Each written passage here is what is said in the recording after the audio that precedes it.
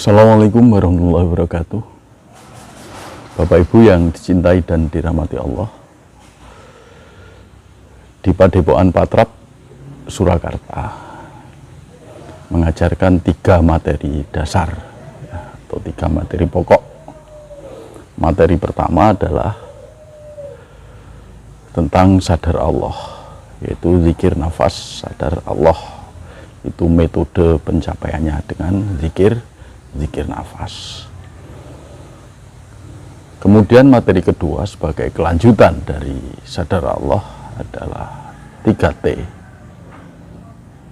Kita singkat 3T. T1 Subhanallah, T2 Alhamdulillah, T3 Allahu Akbar. Jadi T1 tasbih, T2 tahmid, T3 takbir. Kemudian kita lanjutkan materi dasar ketiga, yaitu ATP, amanah tanda perintah.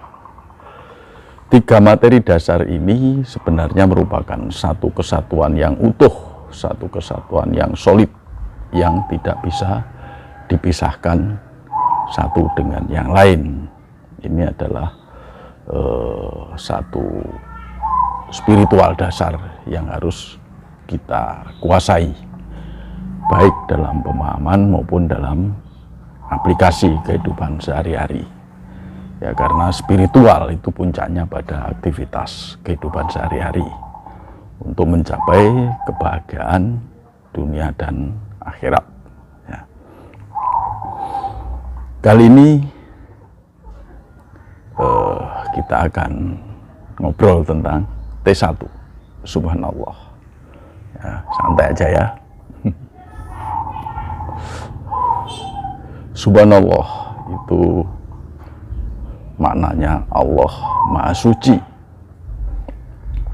Jadi semua hal yang berkaitan dengan Allah, ya, menyangkut sirnya, zatnya, sifatnya, dan lain-lainnya, itu semuanya suci. Af'alnya itu semuanya suci. Ya. Jadi Allah itu Esa, Allah itu Ahad, ya. Allah itu meliputi semuanya. Jadi tidak ada satu lubang jarum pun yang di situ tidak ada Allah. Ya. Menyangkut satu yang berkaitan dengan afal Allah atau perbuatan Allah,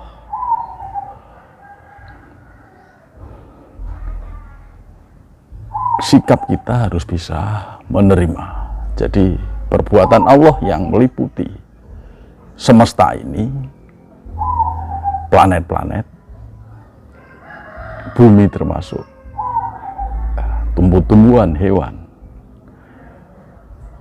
termasuk diri kita, teman-teman kita, keluarga kita. Seluruh aktivitas ini merupakan perbuatan Allah, afal Allah, atau aktivitas Allah. Ini dasar yang harus kita pahami benar. Jadi seluruh aktivitas kita, aktivitas semesta ini, aktivitas semuanya lah, itu adalah aktivitas Allah atau afal Allah. Dan ingat, Allah Maha Suci. Ya. Subhanallah, suci dalam segala hal, termasuk dalam perbuatannya atau aktivitasnya. Karena Allah Maha Suci, maka Allah itu mutlak kebenarannya. Jadi kebenaran absolut, kebenaran yang hakiki, itu hanya ada pada Allah. Dan perbuatan-perbuatan Allah ini tidak ada yang salah, walaupun hanya setitik, tetapi semuanya benar. Nah, ini pemahaman yang harus kita masukkan dulu, kita satukan dulu dalam diri kita. Subhanallah. Jadi ketika kita bangun tidur, ketika kita mandi, ketika kita sarapan, ketika kita beraktivitas, ketika kita berbicara dengan orang lain, itu hakikatnya adalah Allah. Nah, ini yang harus kita pahami. Karena itu kita harus bisa menerima semua perbuatan Allah secara tulus, secara ikhlas, dengan tidak protes. Ya. Mengapa kita tidak protes, tidak berkomentar? Karena semua benar. Tuh, kita difitnah orang. Hakikatnya orang yang fitnah itu awal siapa? Awal Allah. Ada orang marah-marah pada kita. Hakikatnya yang marah-marah itu siapa? Yang menciptakan marah itu siapa? Itulah hafal Allah. Jadi mengapa kita mengeluh atas perbuatan Allah yang suci, perbuatan Allah yang benar? Mengapa kita protes? Nah, untuk melatih agar kita bisa betul-betul memasuki wilayah subhanallah yang lebih jauh, maka kita berzikir subhanallah, subhanallah, subhanallah.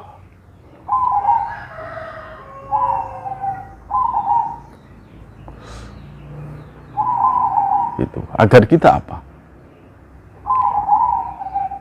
Agar saat Allah memberikan satu pendidikan, memberikan satu kelaparan, memberikan satu kekayaan, memberikan satu masalah, memberikan satu musibah, kita bisa menerima secara tulus. Kita bisa benar-benar ridho bahwa ini adalah hafal Allah, ini adalah suci. Semua ciptaan Allah itu suci. Baik yang cocok dengan ego kita maupun yang nggak cocok dengan ego kita. Itu suci. Bahkan peran antagonis yang dikatakan setan atau iblis, itu adalah satu kebenaran hafal Allah. Allah memang menghendaki satu peran antagonis itu untuk sebagai partner agar kita bisa lebih kuat lagi, agar kita bisa juara, agar kita bisa memenangkan pertandingan kehidupan dalam dunia ini, agar kita menjadi lebih kokoh ketauhidan kita. Itu seorang petinju pun, Muhammad Ali, Mike Tyson, untuk menjadi juara butuh partner yang menggembleng dia. Ya, kita ada partner. Setan itu partner, iblis itu partner yang memperkokoh ketauhidan kita sehingga kita bisa juara.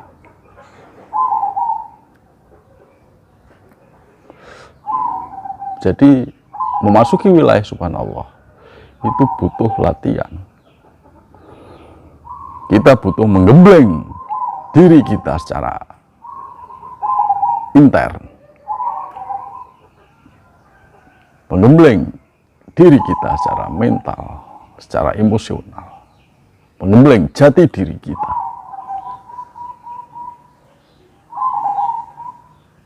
Menggembleng ruhani kita, maksudnya menggembleng jiwa kita. Juga kita perlu juga menggembleng perbuatan-perbuatan kita secara zahir, fisik kita. Untuk itulah kita perlu berzikir, ya, berzikir, subhanallah. Nah, bagaimana cara kita berzikir subhanallah?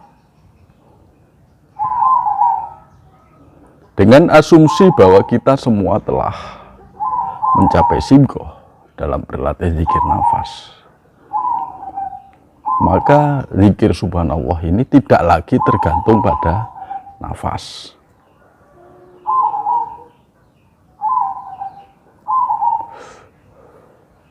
Tapi kita juga bisa memakai tasbih, alat zikir yang diputar-putar itu, tasbih. Dalam berzikir kita bisa zahirkan, ya, contoh subhanallah, subhanallah, subhanallah, subhanallah, ya. Tetapi sebelum kita zikir kita harus silaturahmi dulu ke Allah, sadar Allahnya jangan sampai lepas. Kita harus silaturahmi dulu pada Allah. Setelah kita silaturahmi ke Allah, nyambung ke Allah, kita dalam keadaan sibuk, kita lafadzkan subhanallah, subhanallah, subhanallah.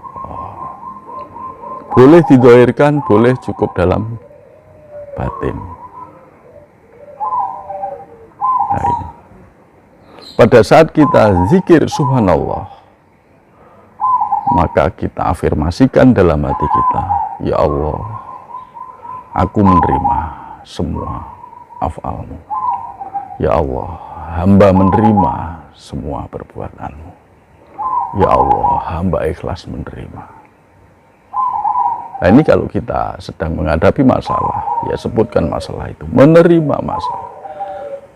Ya Allah, hamba menerima sakit hamba, ya Allah. Ya Allah, hamba menerima sakit hamba, ya Allah.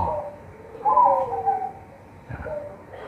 Ketika kita ada problem keuangan, ditagih orang dan lain-lain, ada masalah dengan keluarga, afirmasikan semua itu dalam hati, menerima. Ketika kita tidak ada permasalahan yang sangat substansi, ya Allah, hamba menerima semua perbuatan-Mu, hamba menerima pendidikan-Mu, hamba menerima semuanya. Itu subhanallah, subhanallah. Itu dilatih terus. Sampai sikap atau roh dari subhanallah itu masuk dalam diri kita. Berapa jumlahnya? Bisa 33 kali, bisa lebih. Tapi harus silaturahmi dulu ke Allah. Karena apa? Level 3T ini merupakan kelanjutan dari zikir nafas sadar Allah.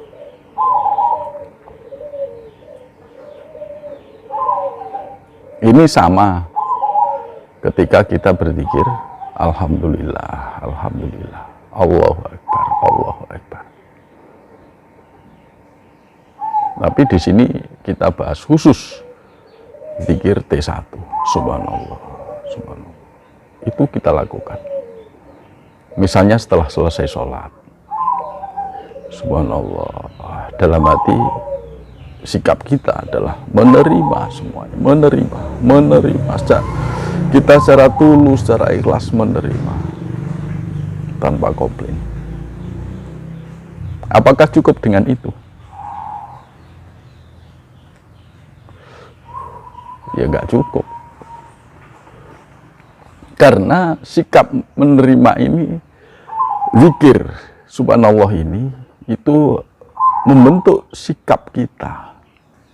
Sikap yang suci, sikap yang benar. Allah akan merubah karakter kita menjadi karakter yang mengarah pada satu kebenaran, satu ketauhidan. Nah, pada gilirannya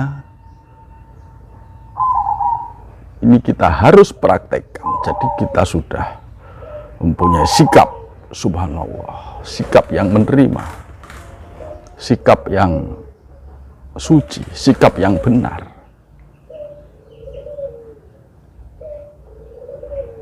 Maka kita praktekkan dalam kehidupan sehari-hari.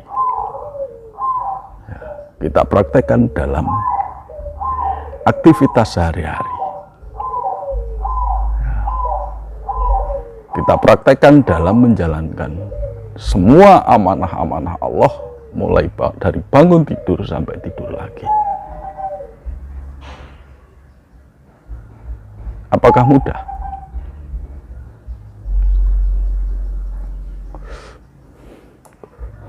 Ya, kalau kita sudah singgoh, itu rasanya terasa lebih mudah daripada kita belum mencapai itu. Tapi kita harus berlatih dalam menjalankan amanah. Karena apa? Dalam menjalankan amanah Allah sebagai satu aktivitas hidup kita sehari-hari, Allah akan berikan pendidikan pada kita melalui berbagai bidang kehidupan kita. Jadi jangan kaget kalau nanti tahu-tahu istri atau suami suka marah-marah, kadang-kadang tanpa sebab yang jelas.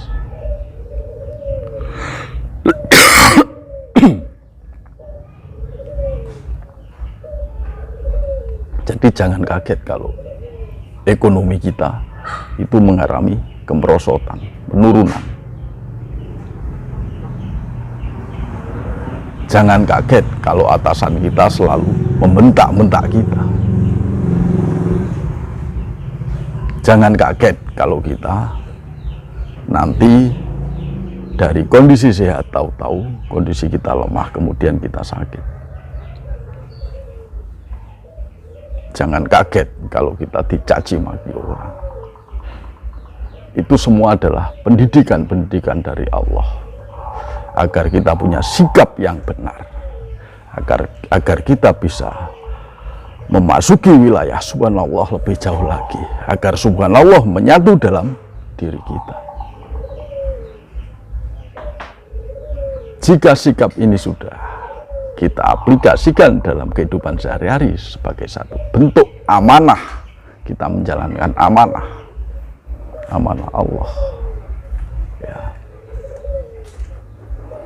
maka secara bertahap, ya,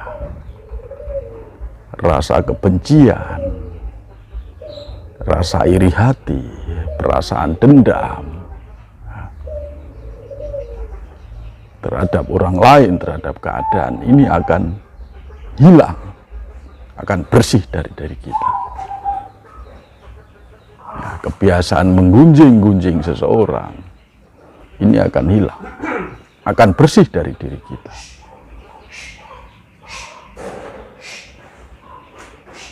Kemudian rasa khawatir, was-was, takut,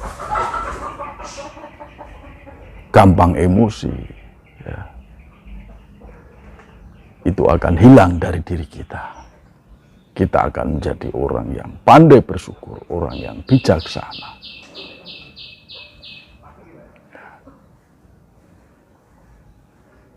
Kita akan menjadi orang yang bisa menjalankan tugas kita sebagai hamba Allah dan sebagai khalifatullah.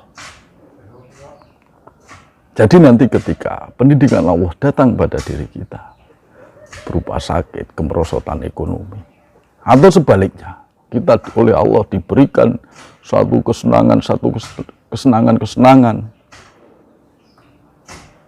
ya, diberikan satu kelebihan, semua mendukung. Itu pun juga pendidikan Allah.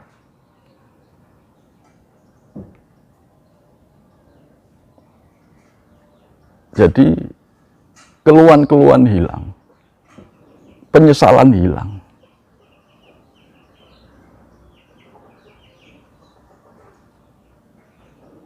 kita akan berada pada rel yang benar dalam menjalankan amanah Allah. Kita akan sadar betul bahwa seluruh aktivitas hidup kita itu dalam rangka menjalankan amanah Allah, di mana di dalam amanah itu ada tanda dan ada perintah. Menjalankan amanah Allah itu sama dengan menjalankan perintah-perintah Allah. Jadi nanti keseluruhan hidup kita itu hanya menjalankan perintah Allah.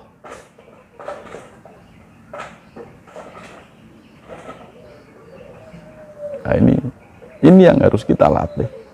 Ya, jadi T1 itu, tasbih itu enggak hanya sekedar diucapkan, tapi harus dipraktekkan lebih intensif lagi, lebih sungguh-sungguh lagi, agar kita bisa memasuki wilayah subhanallah yang lebih dalam lagi, yang lebih jauh lagi.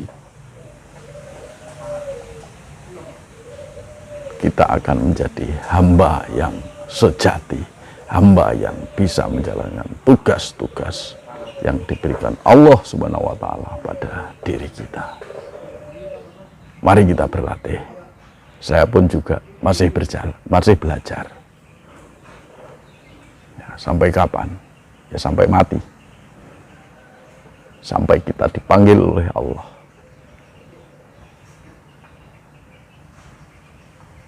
Ya. Kebenaran hanya milik Allah.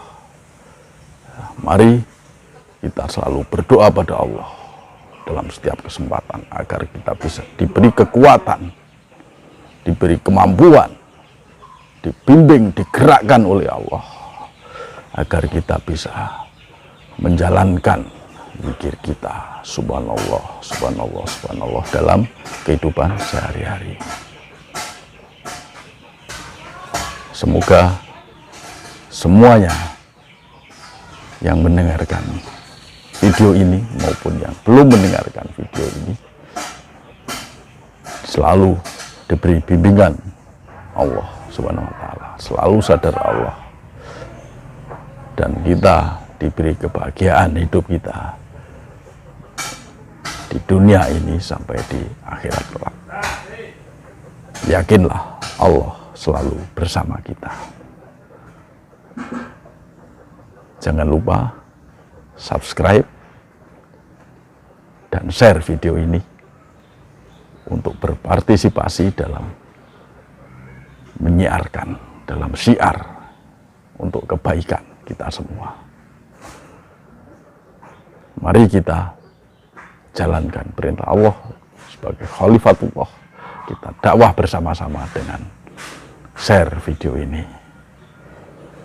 Saya mohon maaf. Billahi taufiq wal hidayah. Assalamualaikum warahmatullahi wabarakatuh.